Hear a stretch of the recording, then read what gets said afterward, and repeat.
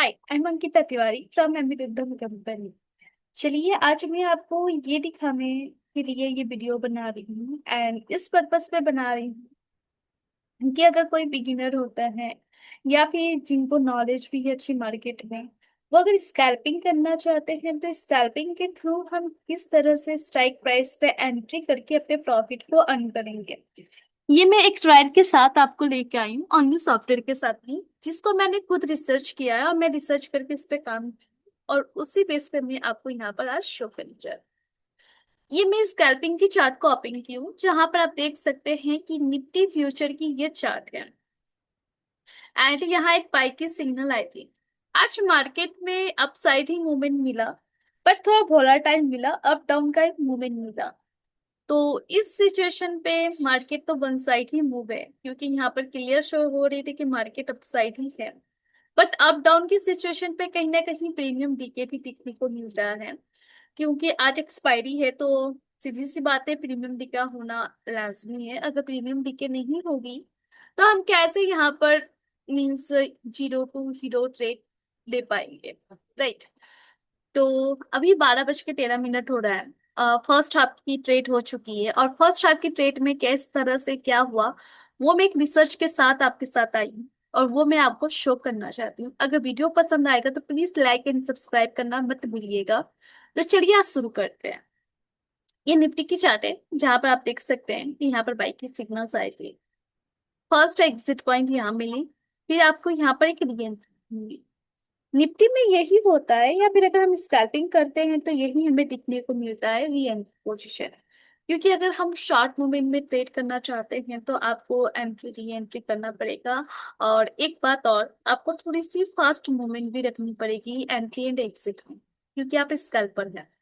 क्योंकि अगर हम स्कैल्पर ट्रेडिंग करते हैं तो हमें ये बहुत ध्यान रखना पड़ता है कि एंट्री एग्जिट परफेक्ट टाइम पर हो और हमारी जो स्पीड हो वो सही हो।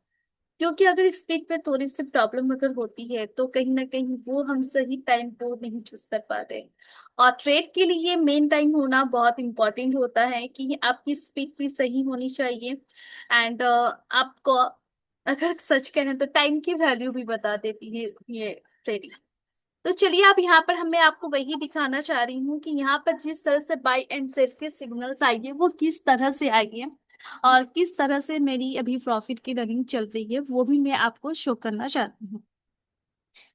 रिसर्च के लिए निफ्टी की जब मैंने यहाँ पर देखी कि बाई की सिग्नल आई है, तो यहाँ पर 2400 मैं आपको स्क्रीन शेयर कर सेकेंड। आई थिंक आपको स्क्रीन दिख रही होगी।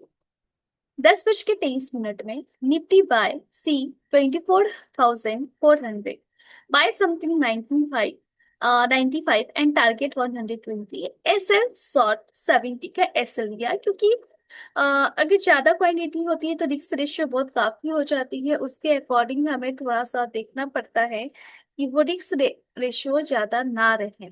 तो इसका हमें बहुत अच्छे से और बहुत खास करके ध्यान देना पड़ता है। तो चलिए, आज मैं वही आपको दिखाना चाहती हूँ। यहाँ पर जैसे कि आप देख सकते हैं कि ये निफ्टी की ट्रेड थी, ठीक है। ये ट्रेडिंग जो बनी थी, पहली ट्रेडिंग, यहाँ पर आपको स्क्रीन दिख रही होगी। One second. ये देख सकते हैं 24,400 कॉल, ठीक है।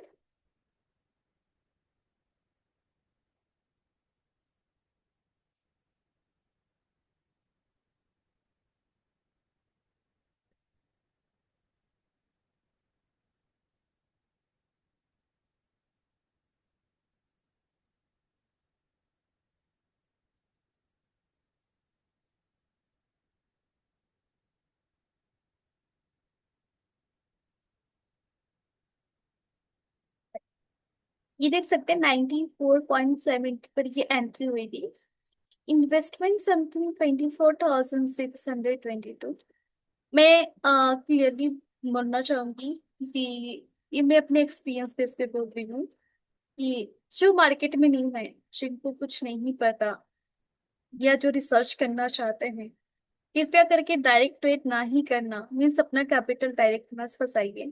अगर आपको मार्केट सीखना है और मार्केट सीखने के साथ अगर आपको ये भी देखना है, मीन्स अगर आप प्रैक्टिस भी करना चाहते हैं, क्योंकि जाहिर सी बात है कि कितनी भी हम थ्योरी कर ले, थ्योरी से हमें उतनी नॉलेज नहीं मिलती जितनी कि हम प्रैक्टिकल करते हैं। तो आप वर्चुअल ट्रेडिंग को यूज कीजिए।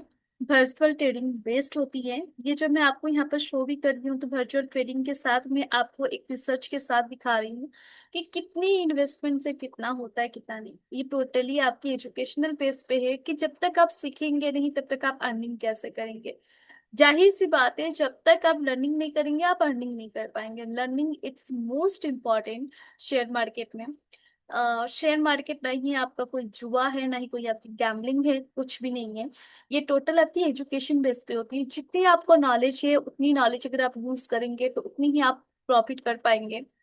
एंड नॉर्मल सी बात है कि हमें अपने इमोशन पे भी कंट्रोल करना पड़ता है कि अगर इतनी प्रॉफिट है इतनी टारगेट हुए तो हमें टोटली इंडिकेटर बेस पे ही जाना बेटर होता है। क्योंकि अगर इंडिकेटर वहां पर जैसे जैसे सपोज मैं यहाँ पर एक आपको एग्जांपल देती हूँ, तब मैं फिर यहाँ पर आपको आऊंगी। जैसे कि यहाँ पर एक आप देख सकते हैं कि यहाँ अगर एग्जिट पॉइंट दी है तो हमें वहीं एग्जिट करनी है, क्योंकि री एंट्री हमारी आएगी।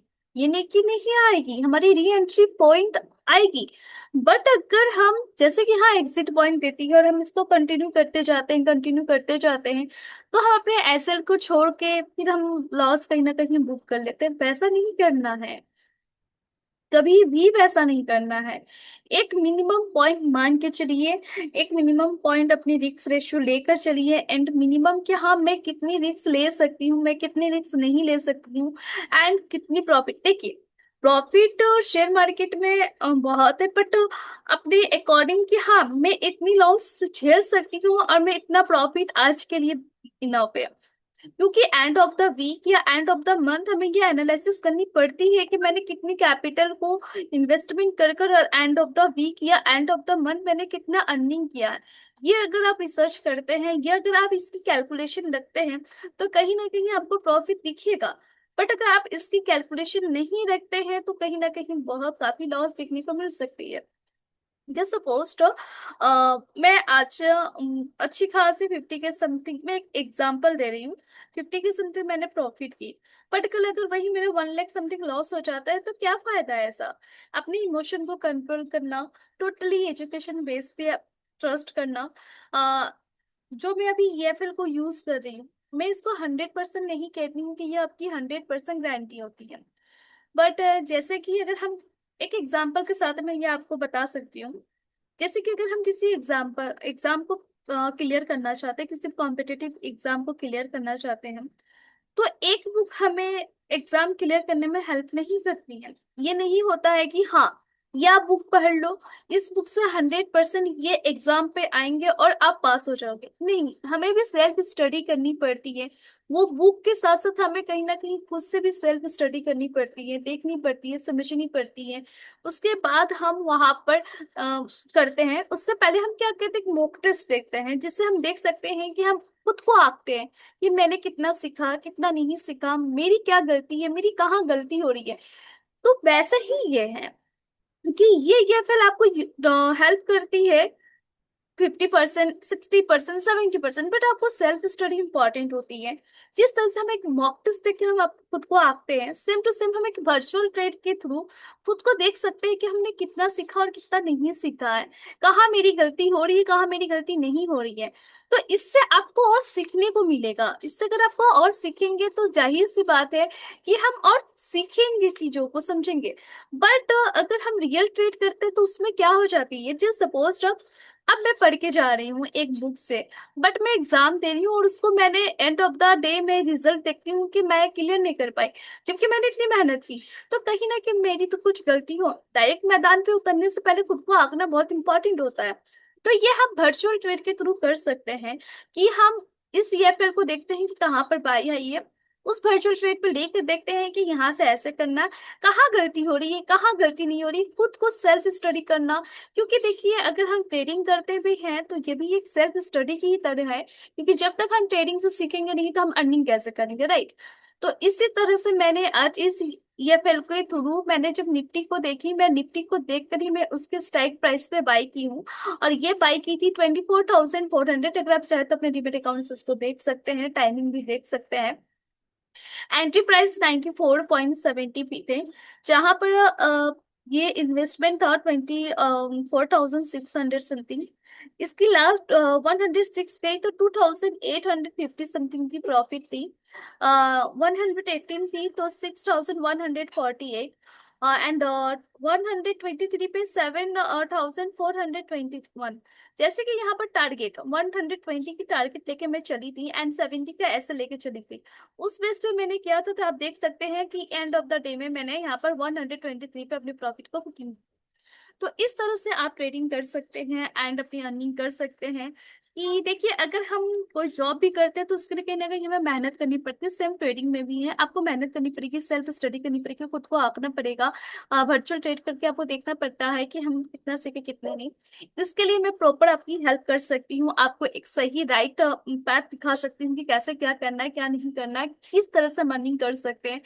अगर आप हमसे कांटेक्ट करना चाहते हैं तो आप हमारे वेबसाइट पे विजिट कर सकते हैं, या फिर आपको डिस्क्रिप्शन बॉक्स पे एक कांटेक्ट नंबर होगा, आप उससे कांटेक्ट करके आप हमसे कांटेक्ट करके पूछ सकते हैं कि क्या करनी चाहिए क्या नहीं करनी चाहिए, कैसे क्या होनी चाहिए। जस्ट सपोज अगर आप मार्केट में बहुत साल से हैं, एक्सपीरियंस है, तो भी आप कांटेक्ट कर सकते हैं, क्यों ना। आप सभी हमें बहुत कुछ सीखने को मिलेगा और कहीं ना कहीं आपको भी हमसे कुछ ना कुछ तो सीखने को मिलेगा ही, क्योंकि जितनी हम नॉलेज बांटते हैं उतनी हमें नॉलेज गेन होती है। ओके। अगर वीडियो पसंद आई तो प्लीज लाइक एंड सब्सक्राइब करना ना भूलें, एंड अगर प्लीज कोई भी डाउट हो तो आप हमसे कांटेक्ट कर सकते हैं एंड पूछ सकते हैं। अगर आप न्यू है मार्केट में तो भी आप पूछ सकते हैं, एंड अगर आप एक्सपीरियंस है तो जरूर कांटेक्ट कीजिएगा, क्यों ना कहीं आपको भी कुछ ना कुछ हेल्प मिल जाएगी एंड हमें भी आपसे कुछ सीखने को मिलेगा। Thank you so much.